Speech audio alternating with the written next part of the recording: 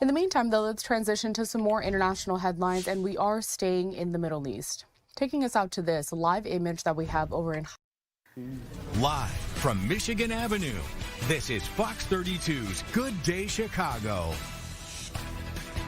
You are waking up to another cold morning, but the good news is we'll be seeing double digits. And wait until you hear what's up ahead. Chicago is being called the first city in the nation to do this. We're going to tell you about the mayor's latest executive order putting ICE and Homeland Security on notice. And today is the day you have been warned. The hoops you're going to have to go through and the price you'll have to pay if you haven't gotten your real ID for travel. Good morning, everybody. It is Sunday, the first day of February. Oh, wow. Already, can you believe I haven't flipped yet. February 1st. Yeah. Where did January go? I have not flipped my calendar. Well, I'm kind of glad to have that in the rearview mirror based on, the cold and the snow. It was cold, yeah. Yeah. You know what else is today, the end of, officially beginning of dry January's over. Oh, happy day. Exactly. So another reason to look forward to February. There you go. Dane Placco was talking about a lot of the microbreweries have really kind of gone belly up here recently, and that's part of the deal is that folks are drinking less. You know what? We are going to have a story that Dane's doing for us a little bit later on that. But yeah, there's this whole concept behind why, people are doing alcohol-free, and it's not just for January anymore, and it's impacting a lot of the distributors. A lot of businesses and impacting people's health for the better, right? Yeah. Well, you'll be healthy today if you bundle up because it is still chilly this morning. We've got temperatures that are in the single digits this morning, and we also have wind chills that are at or below zero. Forecast high temperatures, though. This, I don't know, I don't want to say is going to warm you up, but at least we're getting into the upper 20s coming up today. I'm going to forecast a high temperature of 28, a lot of 27s around, but gone is the lake effect snow and temperatures slightly warmer, and a little view of Old Saul coming up over the lake there this morning. And we'll enjoy some sunshine throughout the day today. A little bit of sunshine. Things change again late this evening, overnight. There's another system coming our way. This is very weak, very light snowfall coming in. Probably around midnight or so, I expect an inch, maybe two in some locations out of this next system. So this is not a big deal. But if you're traveling very late tonight into the early morning hours, could be a little bit slick at times. Temperatures right now, -2 in Sugar Grove. It is 8 at O'Hare, 2 degrees above zero right now. At Woodstock, it is 11 in Chicago Heights and 2 in Morris. Winds, not too bad. Winds mostly under 10 miles per hour. And our winds today are out of the south and out of the southwest. And that's one of the reasons we're going to see those temperatures surge all the way up into the upper 20s. But still, wind chills, even with that little breeze, makes it feel more like 7 degrees below zero right now in DeKalb, -9 in Woodstock, and 1 degree below zero right now along the lake in Waukegan. Temperatures continue to warm or at least stay mild for much of the rest of the week. I'll share those numbers with you coming up. All right, thanks for that, Mark. Chicago is now the first major city in the country to put ICE and Homeland Security on notice that their actions could now be investigated by police. Mayor Johnson signing an executive order at City Hall on Saturday that could pit local law enforcement against federal law enforcement officials. Dane Placco has the latest. We are here on this Saturday with a very simple premise. That no matter what the vice president or the president says, there's no such thing as absolute immunity in America. Surrounded by a number of Chicago aldermen and political leaders, Mayor Brandon Johnson signed an executive order requiring Chicago police to investigate allegations of abuse by federal immigration officers. Johnson says police will not be arresting federal agents, but laying the groundwork for potential investigations into their conduct. As part of this order, our police department will document ICE and Border Patrol activity and attempt to identify officers on the scene. This evidence will then be preserved and, at the direction of my office, will be referred to the state's attorney's office for potential prosecution. The executive order comes after federal agents shot and killed 2 protesters in Minneapolis over the past 3 weeks. During the Midway Blitz ICE enforcement surge in the Chicago area last year, 2 people were shot, 1 fatally. Johnson says the executive order will give police the power to go back and investigate those shootings as well. We need to send a clear message. If the federal government will not hold these rogue actors accountable, then Chicago will do everything in our power to bring these agents to justice. Johnson says the executive order was drafted in consultation with the Cook County State's Attorney's Office. But in a statement, a spokesperson for State's Attorney Eileen O'Neill Burke indicates otherwise, saying the office remains committed to protecting public safety, ensuring accountability, and upholding the rule of law alongside our law enforcement partners. We look forward to reviewing the mayor's executive order now that we've received it. And that was Dane Placco reporting. Mayor Johnson says he is acting now because it appears ICE will be returning to Chicago for another surge operation sometime in the spring. Chicago's Operation Rainbow Push hit the road for Minneapolis for its weekly Saturday morning forum. The civil rights organization broadcast from the Greater Friendship Missionary Baptist Church in Minneapolis to stand in solidarity with those resisting the ICE activities. May Minneapolis be known for how, in our darkest hour, we seized the moral offensive of nonviolence. How we stood up, how we kept our souls intact. Jackson said the campaign against ICE is a natural extension of the civil rights movement that started more than 70 years ago. A federal judge orders the U.S. government to release a 5-year-old boy and his father from an ICE detention center. Viral images of Liam Ramos being surrounded by ICE agents sparked more outrage about the Trump administration's immigration crackdown in Minneapolis. They are currently being held in a detention center in Texas. The Trump administration alleges they entered the U.S. illegally in 2024. The family's attorney says they have a pending asylum claim that allows them to remain in the country. The boy and his father must be released no later than Tuesday. Chicago police are investigating a shooting on a CTA bus that sent 2 teenagers to the hospital. Police responded to the 4000 block of West Chicago Avenue before 3:30 on Saturday. Officers say they saw an argument between a man and a group of people turn physical. During that altercation, a gun discharged. A 15-year-old boy and an 18-year-old man were both shot. They were sent to the hospital in fair condition. No arrests have been made. Beginning today, you will need that real ID, a military ID, or a passport to get through TSA. The TSA is launching its new Confirm ID service for $45. You can verify your identity using your name, address, and birth date online at tsa.gov. The process can take anywhere from 10 to 30 minutes and must be completed before you enter the airport security line. Confirm ID is only valid for 10 days of travel, meaning travelers taking a week-long trip only need to pay the fee once. Also happening today, new work requirements go into effect for those who receive SNAP benefits. Able-bodied adults up to age 64 without young children will now be required to work or volunteer at least 80 hours per month to remain eligible for food assistance. The work rules also expanded to include people who are homeless, veterans, and parents of teens 14 and older. Illinois state officials estimating that as many as 400,000 residents could be pushed out of the SNAP program under these new rules. SNAP recipients will have until March 1st to present proof of job status. An alarming update now from Chicago health officials. The Chicago Department of Public Health has reported 7 cases of meningitis since January 15th. 2 people have died. A doctor with Rush University Medical Center says symptoms can resemble those of a cold, but can get worse rapidly. So you may start off feeling kind of non-specifically not well, fever, stuff like that, and then you can move on to confusion, and then have problems with your blood perfusion, things like that, what we call sepsis. And that can happen like within, I've heard as little as 24 hours. State health officials recommend anyone ages 11 or 12 get vaccinated and to get a booster when they turn 16.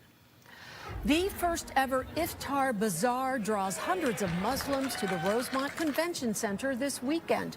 It's a pre-Ramadan celebration of culture, commerce, and community, featuring more than 100 vendors from across the Chicago area. It is also a celebration of success for Chicago's huge Muslim community. And I think about how much Muslim excellence is out there in our, and specifically in the Chicagoland suburbs. How many entrepreneurs we have, how many designers we have, how many teachers we have, how many hardworking, essential workers that we have in our community that are elevating our community. Also happening this weekend, Islamic Relief USA distributed more than 500 freshly prepared meals to people in need. That event was held at the Inside Hospital and Medical Center on South Prairie. The public was allowed to attend the event for free in the spirit of fostering community care and connection. Coming up, it's not a dog, it's not a cow, it's not a sight you usually see on the roadway. The bizarre barnyard breakout that had state troopers saying this is a first.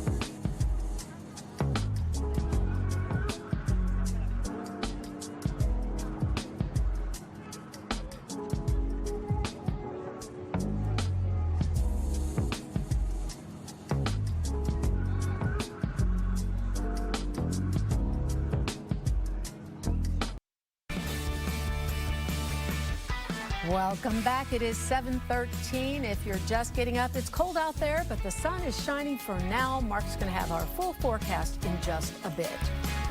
4 years ago, Cook County did something it's never done before. It brought in a dog to help fight child exploitation. So we went to check in on Boone. He is the county's first dog trained to sniff out electronics.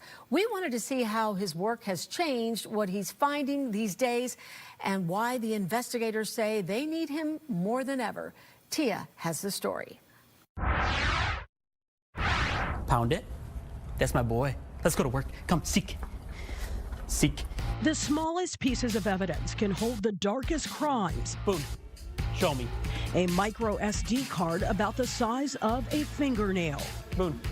Show me. Good job. A hidden camera disguised as a water bottle. Looks like a normal water bottle. It's got water in there and just nothing out of the ordinary with it. But when you go ahead and you open this water bottle up, you can see this is actually a hidden camera. Yes. Show me. Good job. A phone shoved in a locker where no one would ever think to look. Or even a GoPro. So he's hitting on the GoPro. Yes, come. Investigators say when it comes to child exploitation, this is how predators hide their digital trail. And this, Good job, buddy. You found it. is who they call in to find it. 4-year-old Boone, a Labrador retriever, but he's not just any canine. He's certified to sniff out electronics. Any device that holds memory or data, like a GoPro, cell phone, those are the devices Boone can seek out. The list doesn't stop there. iPads, tablets, thumb drives, hidden cameras, anything that holds memories. Small enough to disappear into clutter, but investigators say large enough to store images and videos that can change a child's life forever. Do you feel like it would be safe to say that by having Boone be a part of the Cook County Sheriff's that he's literally saving lives? Oh, definitely. Sergeant Daniel Codd is Boone's handler. He says suspects are intentional about where they hide what they don't want police to find. And sometimes even trained investigators miss it. They missed that SD card on the initial search. We brought Boone in, he went and searched the area, and he starts hitting all the way underneath this the table where the TV stands at. And sure enough, I'm like, hey guys, let's just move that. There's a little SD card running underneath it. Good job, buddy. We watched Boone work. Every single item stashed, he uncovered. So we decided to put his nose to the test. So Boone's positivity rate, from what we're hearing, is pretty close to 100% at this point. So we decided that we're going to put him to the test. We have this micro SD card. We're going to drop it in the top of our microphone, put it on top. Yeah, we'll do it like that. Make it easier. Yep. And now it's Boone's job to sniff it out. Let's see what happens here. Boone, pound it. Let's go to work. Seek. Within seconds, Boone drops low, locks in, and guides his handler straight to it. Boone. On the job with the Cook County Sheriff's Department since November 2022, Boone has been called to work all across the state because he's the first ever electronics detection canine in Cook County. Our bread and butter is going to be the child exploitation cases or child sexual abuse material cases. These cases don't always involve physical contact, but investigators say the harm is real and lasting. They could be reaching out to these kids, grooming these children from afar. Over the internet, Boone found devices where there was evidence of actual children that we were able to identify and get them interviewed and help that they need for them. And then our offenders were charged with that. When Boone isn't building a case, he's bonding with those that do. He gives everybody a good outlet, right? A good outlet to just de-stress a little bit. Since 2022, the Sheriff's Office says Boone has assisted in more than 140 searches. 120 of those led to criminal charges. Boone's been out on financial crime cases, homicides, missing persons, burglaries. And he has to be in shape to get it all done. Boone has never eaten out of a bowl. Boone has always eaten out of my hand. Boone down. Stand. Because Boone is a food reward dog, Boone is fed his food when he seeks out the devices. In a digital world where predators hide behind screens and stash evidence in places no one would ever think to search, Boone doesn't miss. Look at that, you found it. You got the little SD card, you got it. Good job, buddy. He finds what they tried to bury. He uncovers what they hoped would stay hidden. Good boys. And investigators say sometimes that discovery is the first step toward saving a child who never had a chance to speak for themselves. Oh, I love that. Boone was paid for by a nonprofit. When his workday ends, Boone goes home with his handler to play with kids and another dog. Fun story. Thanks, Tia. Well, plenty of people came together for the Make-A-Wish Penguin Plunge at Skydive Chicago. About 180 people braved those cold temperatures to help raise money for Make-A-Wish Illinois. More than $95,000 was raised. Donations will still be accepted through February. Just visit wish.org/Illinois to make a donation. Make-A-Wish Illinois plans to grant 600 wishes across the state this year. A little bit different this weekend because I think it was last weekend. It was so cold they had to cancel the polar plunge for another organization, Mark. But this was still cold. Well, you know it's cold when there's open water surrounded by ice, right? Yeah. Doesn't that make you yearn for when you did that the last time? Yearn. Yeah. How many times did you do that? That's a handful. I was going to say, you did it a few times. Yeah, yearn. That's an interesting choice of words. It is so cold when you get in. Yeah. The water feels like it actually kind of burns a little bit. Does it feel good after? Because there's this whole belief that those cold plunges are so good for your health. What was the belief? No. No. It feels good when you get back into the warming tent, and then you get, dried off, and then you get your warm clothes on, and then about 2 or 3 hours later, when you're around a fire, maybe with a beverage, then it feels really good. I know when it feels good. I know when it feels good too, right? when you know that you're helping out for a good cause. That's why it felt good, but it's not something you would encourage. Well, you know what? If you're jumping in the lake in Lake Michigan in Benton Harbor right now, the wind chills 19 degrees below zero. Fortunately for us on our side of the lake, we do have some below zero wind chill factors, but here in the city we're above zero, and we have a -1 in Waukegan and a -4 in Rockford this hour. That's the feels like temperature. And we're actually seeing a little bit of sunshine here this morning, so that's good news.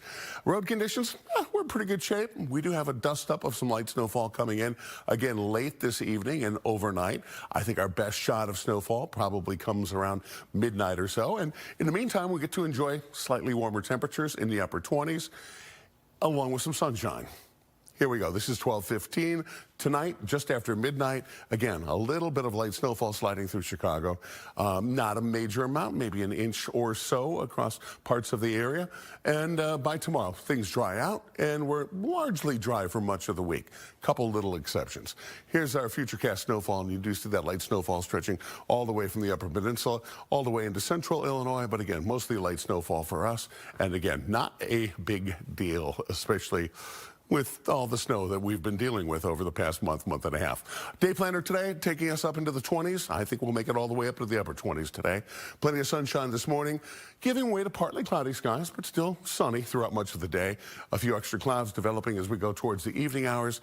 And later on tonight, our best chance of some light snowfall. All right. Thanks, Mark. Well, some Americans are using artificial intelligence more and more to help with daily tasks at home and at work. But if you're planning on using it to file your taxes, some experts are warning against it. CB Cotton explains. The 2026 tax filing season is officially open, and some Americans might be debating on whether they should use artificial intelligence to help file their returns. If you've got recipes you want, you can get them way, way faster in Copilot or in ChatGPT. Now, with respect to taxes, that's a different story. Ed Jenkins, a professor of practice in accounting at Penn State University, is cautioning consumers that AI tools are more likely to make mistakes on returns. And to the untrained eye, it may be hard to catch them. Without the collective wisdom of the tax professional there to make sure it's right and to check everything, I'm not really comfortable that I can say there's a high success rate that an AI tool off the internet is going to be able to accurately, calculate your taxes. When it comes to your privacy, that may also be at risk, since most AI tools learn from interactions with other users. Jenkins raises concerns on the potential sharing of sensitive information. He's calling for regulations when using the tools to protect consumers. If we don't know what information the tool is sharing or learning about you, then we don't know whether or not your privacy and confidentiality is being respected in accordance with the law. If you're looking for some old-fashioned help, online tax prep softwares, including through the IRS, can guide you for free. In New York, CB Cotton, Fox News. Well, Daytona 500 is coming up. Oh, fun. Yeah. Is that something you look forward to? No. I don't either, but you said it like that, so I thought I'd act excited. No, I like going to Daytona, and I am Daytona Beach. Sure. Oh, okay. Not the race. I see. Yeah. But I would be enthralled to go to that. Now, I think it would be fun. I did have a new interest for these things once NASCAR came to Chicago. Yeah. All of a sudden, I was like, oh yeah, this is pretty cool. And now they yanked the rug right back out on us. Exactly. But, yeah. Yep. Mm-hmm. Well, race fans are, you know all about the 500. It's coming up. It's, in racing, they start with the Super Bowl, and that's the 500. Okay. They start with that at first. Well, now there's the Weenie 500. Now that's more my speed, right? It's coming back. The race fans will take place. The race will take place in May on the Indianapolis Motor Speedway, the 2.5-mile track, and it's just what you think it is. 6 of the famous Wienermobiles will race around the track for 2 days each. 2 days. Each wiener, well, you know, I don't think they're going 2 days straight. I don't think it's a marathon, but for 2 days the event's being held. The Wienermobile will feature toppings representing American regional favorites while carrying custom designs on it. Now, I got to tell you, one of the coolest stock car races I've ever seen. I've been to a couple of smash-up derbies.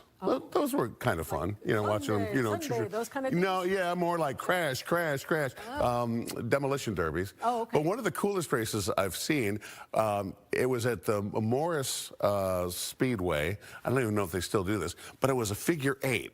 So you're racing around, but you had that intersection. Ooh. I would love to see these guys, you know, just do the figure 8 race, and you know, or honestly, this is just me. I wouldn't mind seeing a demolition derby with some hot dogs. Yeah. Okay. You smash them up and ketchup squirts out. I was curious because these don't look like they can go that fast. And I'm wondering who's driving these. Are these professional drivers? It's not the regular Wienermobile. Oh, I would think right? not. I would bet they're professional so apparently drivers. They can, their top speed is 110 miles per hour, and they can accelerate from 0 to 60 miles per hour in 24.81 seconds. What? Who knew? Come on. So I want to know who's behind the wheel. These must be some modified ones, because I'd be surprised if a real Wienermobile you see going down the highway goes 110 miles per hour. I told you before, I had some friends that drove the Wienermobile after college. It was a post-college job. And aerodynamically, they're not really great. You got to kind of keep your hands on the wheels. Yeah, like if the wind blows, you know. Yeah. They used to be a lot worse. They've done some aerodynamic, you know, I don't know, maybe they made the hot dog skinnier or whatever, but they used to be worse. Yeah, it's much better now. You know, there's a Planters peanut mobile too. Yes. That one, yeah. Yeah. Although that doesn't seem to be as popular. This Wienermobile just brings joy and happiness to people every time it goes by, right? Oh, you see it go by in the interstate and you're just like, Wienermobile, That and whenever the fun, like... the blimp? Yeah, the blimp. Yeah. I can read your mind. Thank you so much, sir. You know, the fun thing, when those things showed up, they used to give kids little whistles, right? I don't know if they still do that. They're dangerous, those whistles. Well, they can't be more dangerous than racing a hot dog machine around the track. 110 miles per hour. I want to know who's driving. Okay. That's the I would watch that race. Right. And I want to 110 miles. the people who are driving. Yeah. Are they? Are they driving the Daytona the next day? I want to step it up and see the demolition derby with that. In fact, I want to see the hot dog mobile go against the peanut mobile. That is such a guy thing. It figures. You could take the man out of the boy, but you can't take the boy out of the man. And then, you know, if they're trading paint on the corners, then all of a sudden Mr. Peanut gets out with his little monocle and he's smashing they're fighting in the pits. That sounds like, to me, like a good final countdown. I guess I've just taken this too far, haven't I? Okay, we're moving on here because we're talking about a Kentucky family that is going viral for their adorable house guests. Take a look real quick. See that? Look at that. Now look at that picture. What does that look like? That looks like something you don't normally get to see. This little calf was born last weekend during the massive ice and snowstorm. So the family, knowing it would be in trouble out in the cold, brought it inside for the night. It dozed off on the couch with the family's 2 young children. The calf has been named Sally and has been reunited with her mother. Both are doing well, but wow, look at that. I saw this on Friday. We ran this story, and I thought that was a wolf.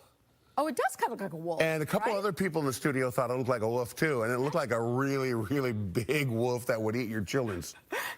Yeah. Now, that's a calf, and that's a big baby calf. But you can tell by the child next to it. Now, that's a nice family.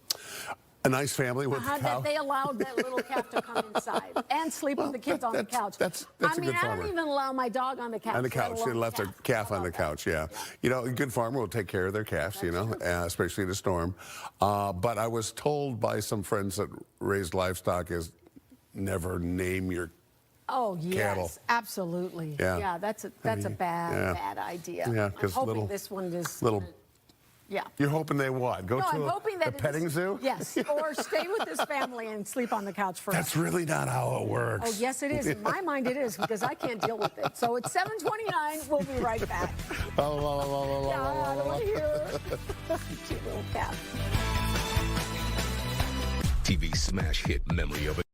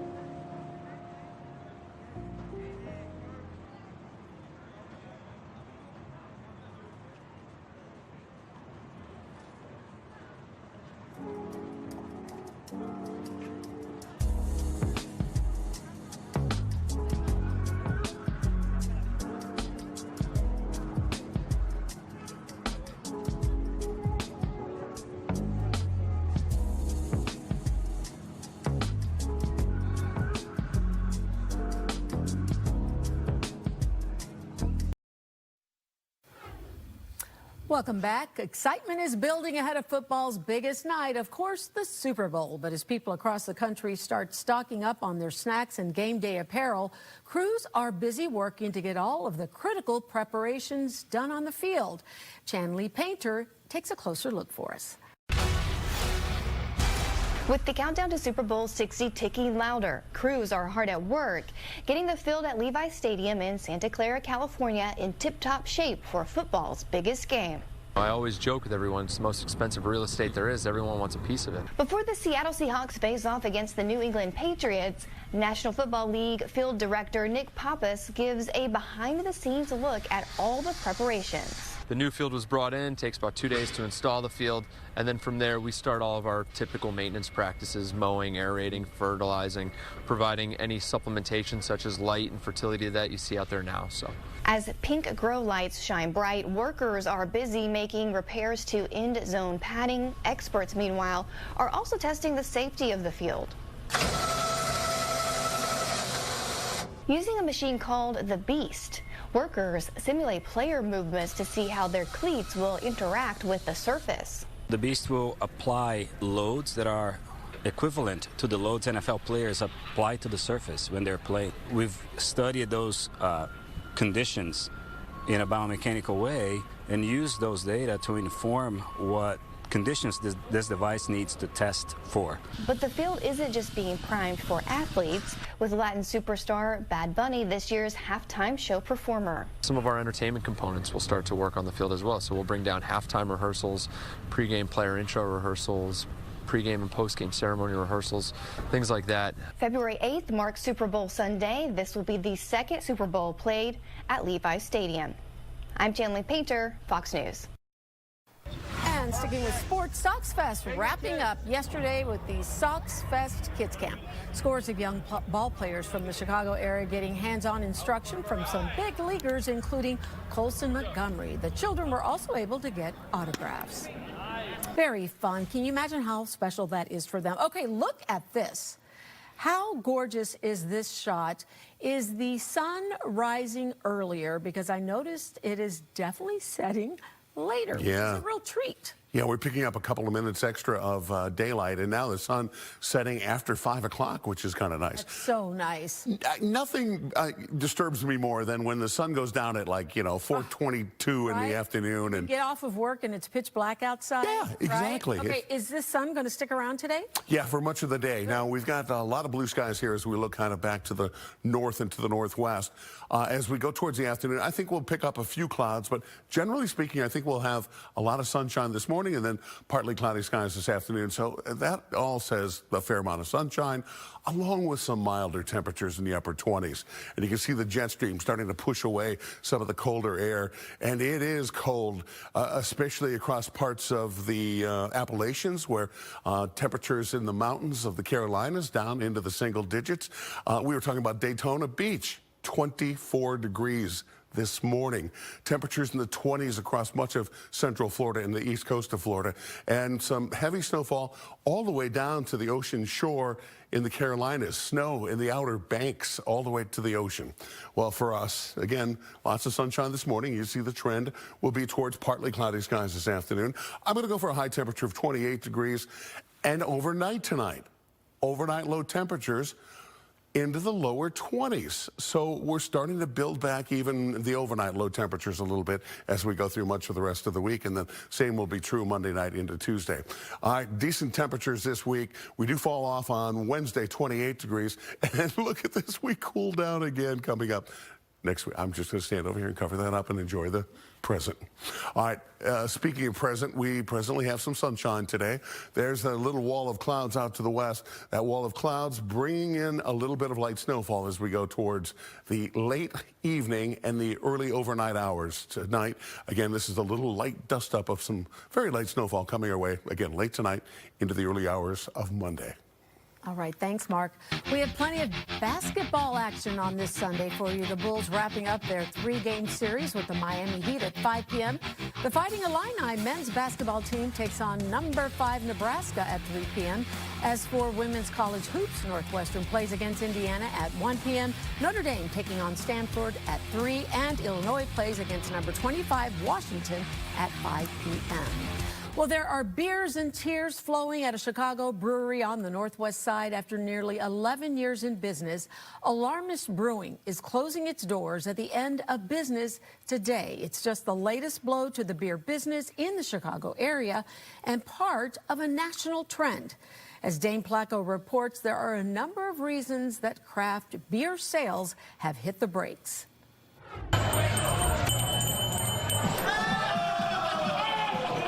The beer is flowing and the crowd is growing at Alarmist Brewing in Chicago's Sauganash neighborhood. But it's as much a wake as a party, because in just a few days, Alarmist will be no more. I put my heart and soul into this place, so it's not just a business. I mean, I put everything I know into this place. And it's gotta hurt. Yeah, it hurts. It hurts bad. Gary Gully is a Chicago craft beer pioneer. We first met Gully in 2013 when he began to make a name for himself homebrewing in his basement. Do a little check on the aroma. Very hoppy.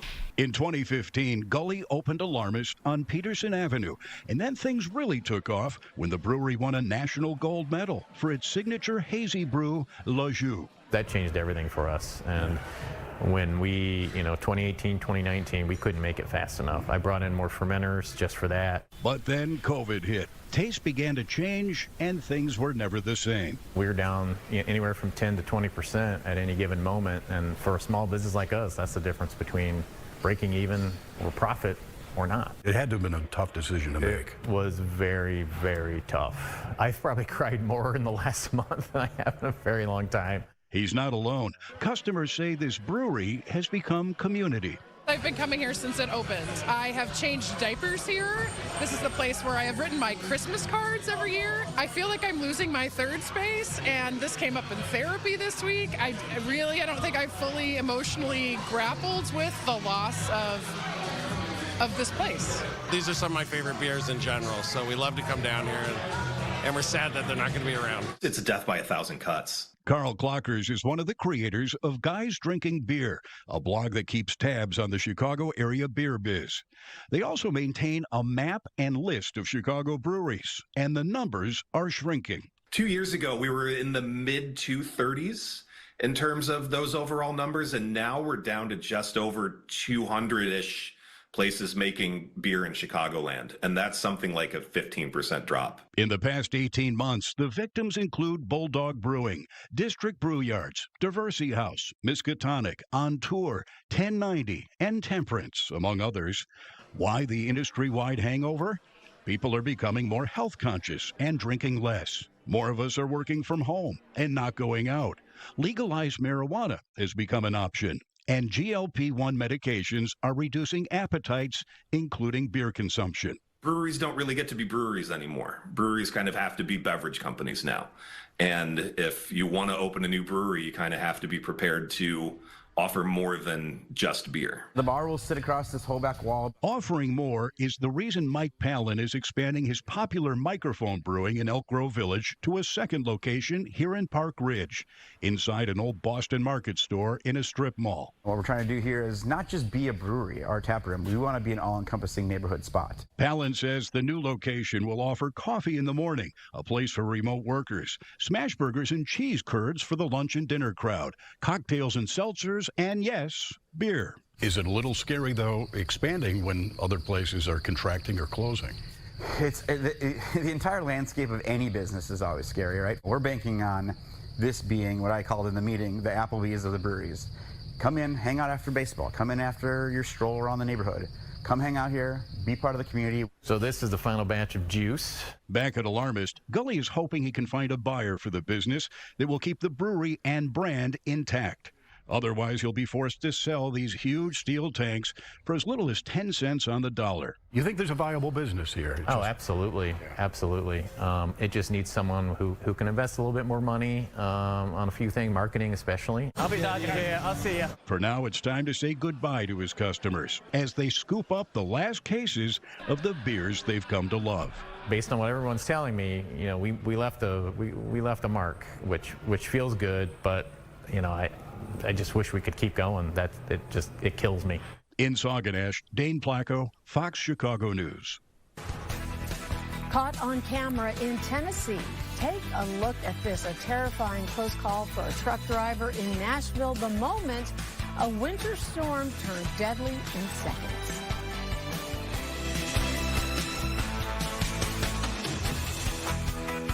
You're starting to light in here.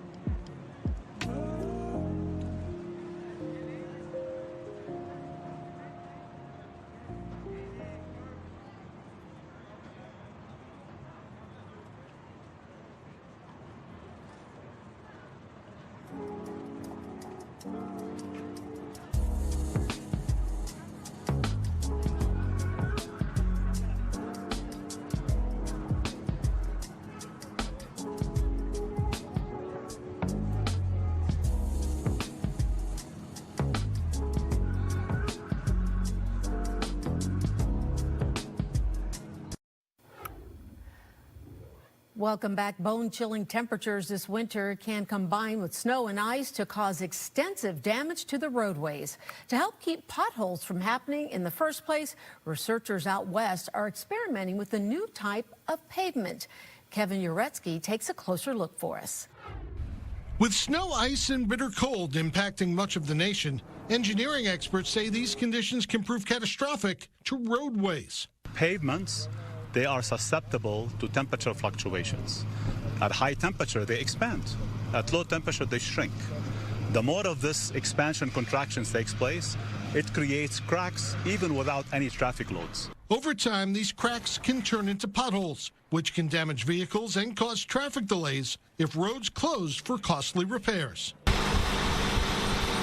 But researchers at Arizona State University say they've created a new kind of pavement, one they hope can prevent potholes from ever forming. You cannot tell if you're driving over a pavement whether it has been modified or not modified. The team is mixing a specially engineered dry gel into asphalt. It's designed to keep the asphalt from reacting to temperature changes, like becoming fragile in the winter and softer during summer's scorching heat. The benefits that you can get out of it is the less maintenance that you have to deal with, traffic congestions. So we are expecting a longer service life of these roadways. Teams are now testing their product on a portion of Highway 60 that runs through Arizona. The Arizona Department of Transportation is also testing the new pavement in a northern part of the state in an effort to see if it can prevent ice from forming on roads. Less black ice. So that translates to highway safety, to better roadways for users, and potentially much less traffic accidents related to ice conditions. Kevin Uretsky, Fox News. Well, check this out. Okay. Caught on camera in Tennessee. This is a very close call for a truck driver in Nashville. The driver lost control during the major winter storm that we had last week and crashed into a highway sign. The whole thing fell down right on top of the trailer, but the driver was lucky it didn't fall into his cab, because obviously he could have been crushed. And also, fortunately, it didn't come down on other vehicles. Yeah, look at that. It just rested on top of that. Oh, wow, that's scary. And Nashville is such a difficult city to get through to begin with, because it's mostly 2 or 3 lanes. Yeah. Unlike Chicago, where we have, 3 or 4 lanes sometimes. But, every time you go anywhere down south to Florida, you got to go through Nashville, and it's become, over the last 5, 6, 7 years, such a nightmare to get through. It's almost getting as bad as Atlanta. I wonder if they're going to expand it. I was going to say, you think it's a hassle, and then throw a little ice on the pavement there. That changes everything because they're not prepared for that, are No. they? In fact, I was driving through, this was a few years back, and the temperature got down to about 0 in Nashville, which, doesn't happen, but every few years. And about every half mile, all the way along the interstate, there were cars that were just broken down because they don't do quite the winter maintenance on their cars as we would around here. That is a little too close for comfort. Yeah, no doubt about it. Okay. A little boy is officially in the Guinness World Records. Jude Owens now holds the record for the youngest person to make a pool bank shot. Look at him. And youngest person to make a snooker double pot. What the heck is that, Mark? Well, I don't know, but it sounds pretty cool.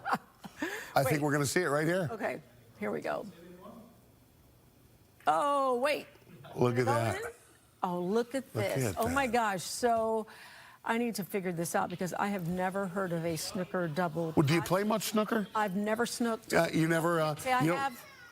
And I'm not a pool player either. I was going to say, you didn't hang out in the pool hall back in Oklahoma. No, I didn't. Your dad, I don't imagine, would probably let you hang out there. I was at the skate arena. Yeah, yes, well, that's probably better in the long run. Okay, well, we haven't even gotten to the best part. What is the best part? Snooker double pot. He's 2 years old.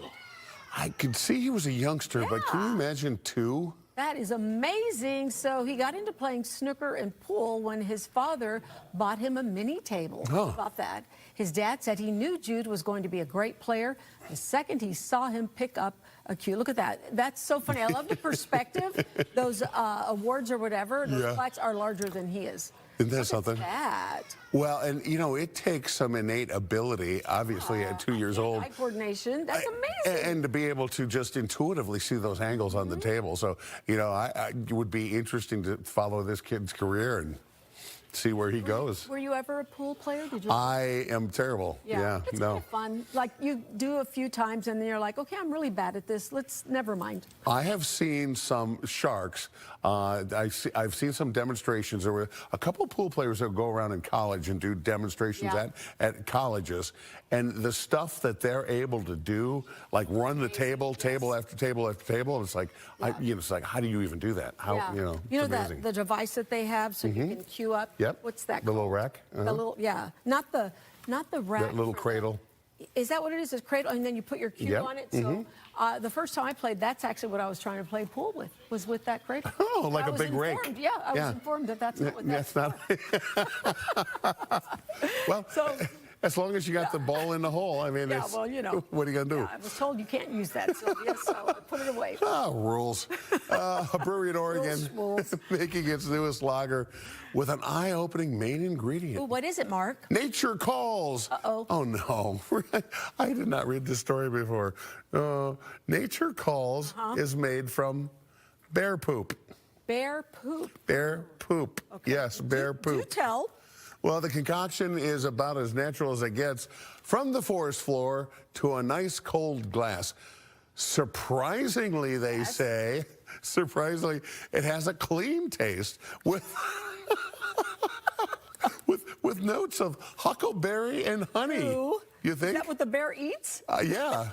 And the occasional batch, huckleberry, honey, and maybe a camper. Wow. Okay, so it's amazing how these, these things with the niche, I bet people are buying this, too, just to be able to say this, right? They say they drink it, right? Mm-hmm. That's crazy. I mean, really, people, let's not put poop in our beer, even if it is bear poop. Would you drink it? No, because I don't need to say that I drank bear poop beer. Okay, well, apparently somebody says I think I'm good with that.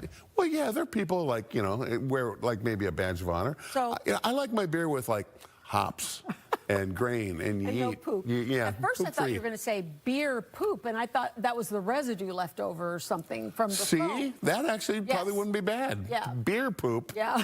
Beer poop good, bear poop bad. Yeah. Circle / Okay, here's something you probably are not aware of. I'm not. Especially being a guy, you like to see things crash. Yeah. I was a big Barbie fan when I was a kid, and I remember when Ken came out. He is turning 65 this year. Unbelievable. Yes, and as part of the milestone, Mattel reveals that contrary to the song, he's not just Ken. Oh. Do you know what his real name is? Guess. I did not know he had a real name. He has a real name. Other than Ken? Kenneth Sean Carson. Huh. Yeah, the doll was named after Kenneth Handler, the son of Mattel co-founders. Ken was introduced 2 years after Barbie.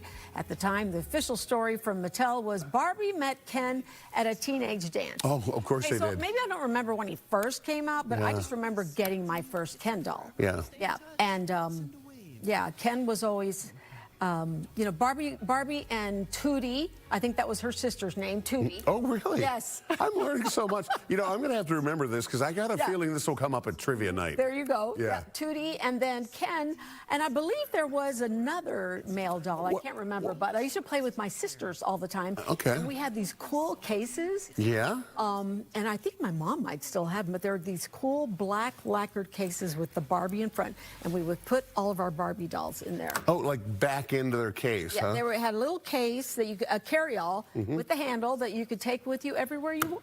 I had the privilege of loading the Barbie dream house into Caitlin Cody's car last week, and I didn't realize that thing's about 4.5 feet tall. Yes, it is. I mean, it's bigger some houses that I've lived in. Yep. It's pretty good.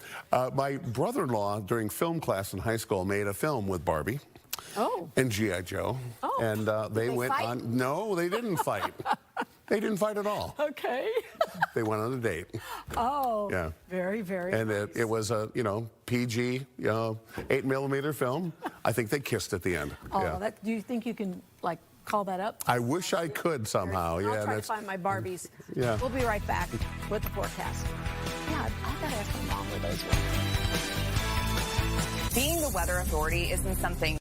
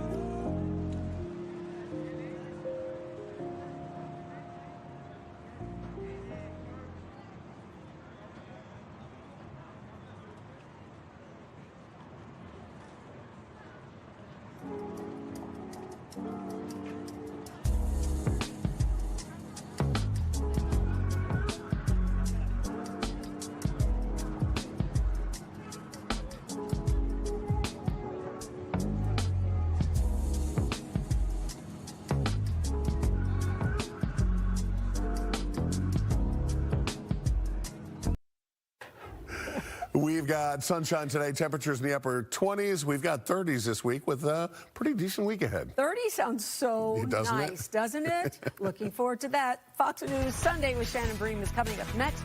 We'll be back here on the news at 9. Hope to see you then.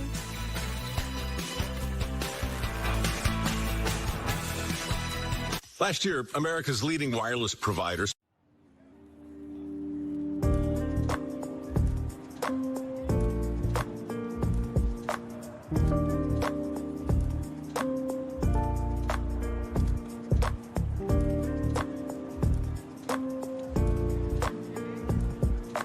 you